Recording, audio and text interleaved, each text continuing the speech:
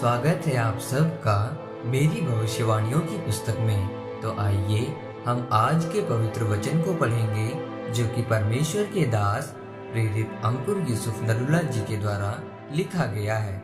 कुछ मुसीबतें आपके जीवन में क्यों आती हैं? जैसा कि यशाया की पुस्तक अध्याय 39 उसकी 7 आयत में लिखा है, जो पुत्र तेरे वंश में उत्पन्न हो उनमें से भी कईयों को वो बंधुआई में ले जाएंगे और वे खोजे बनकर बेबीलोन के राजभवन में रहेंगे।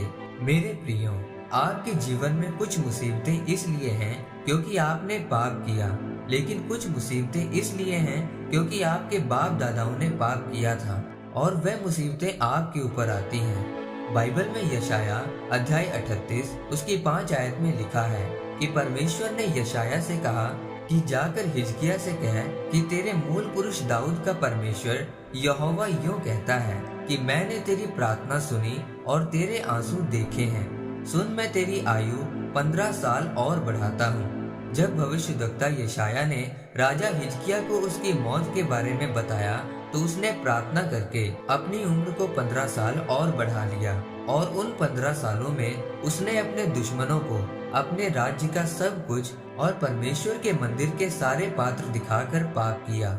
यशाया अध्याय 39 उसकी 4 आयत में लिखा है कि फिर यशाया ने उससे पूछा, तेरे भवन में उन्होंने क्या क्या देखा है? हिजकिय्याह ने कहा, जो कुछ मेरे भवन में है वो सब उन्होंने देखा है। मेरे भंडारों में कोई ऐसी वस्तु नहीं है जो मैंने उन्हें ना दिखाई हो। उसने अपने विरोधियों को, जो परमेश्वर के वचनों के खिलाफ चलने वाले लोग थे, अपने सारे भंडार की वस्तुएं दिखाई और परमेश्वर ने उस पर गुस्सा किया और कहा कि अब तेरा सब कुछ, तेरा राज्य और तेरे बच्चे भी बेबीलोन को बंधुआई में चले जाएंगे। और दानियेल उसी राजा हिजकिय्याह का वंश था। मेरे प्रियो, दानियेल के ऊपर जो मुसीबतें आई थी उनके लिए दानियेल ने कोई पाप नहीं किया था, बल्कि उसके बाप दादाओं की वजह से उस पर वो मुसीबत आई थी।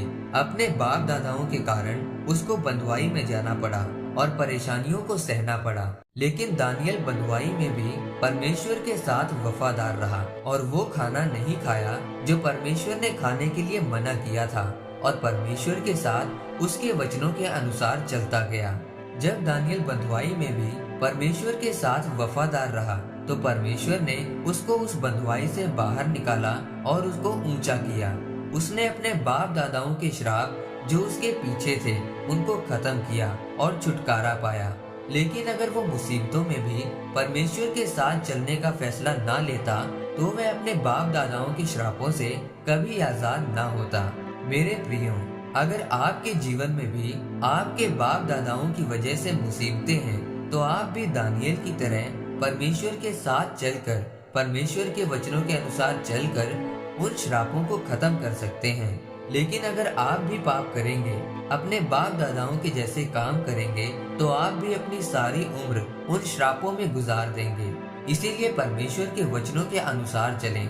जो गलतियां आपके बाप दादाओं ने की हैं और उनकी वजह से आपके जीवन में जो मुसीबतें और श्राप आए हैं उनको खत्म करें।